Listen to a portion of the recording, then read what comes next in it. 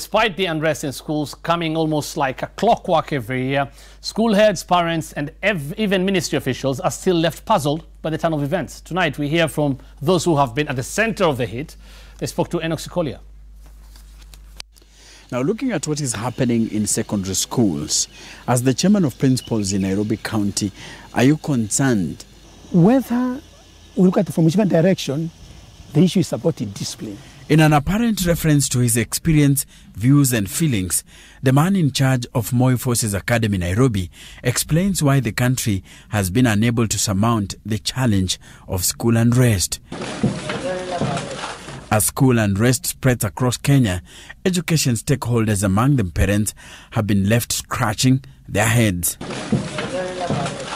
Now, you've talked about indiscipline in schools, which it appears is on the rise.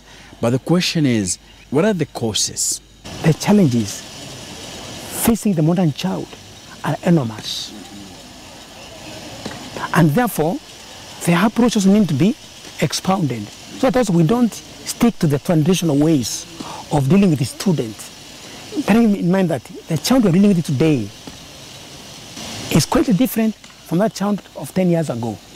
Muteithia Wanaina was in secondary school management for decades before his retirement and says school administrators may be part of the problems in some cases. What happens at times in the administration of school, we are aloof, we are up there, students are down there.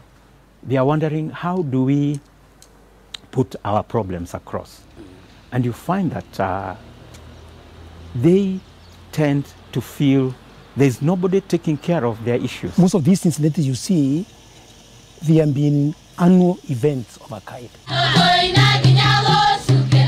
Indeed, in June 2016, the then CS for Education, Dr. Fred Matiang'i, called for a crisis meeting as student rampage continued to dot the country's landscape. On the 29th of that month, a report of investigations into the unrest was unveiled by the CS.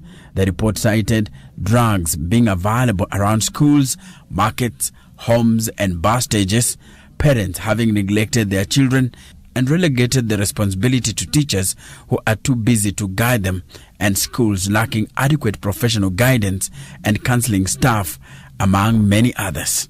Kiogora says failure to implement recommendations made in such findings is the cause for the recurrence. Once most of these rules and acts were reviewed, there has been alternative. What am I saying? For example, if a child is involved in drugs, the board tells him go for guidance and counseling, he's went to the guidance and the counseling. Does the schools have the capacity to take these kids in for rehabs? Does the school have the capacity to handle drug addicts? Unrest, Citizen TV, Nairobi.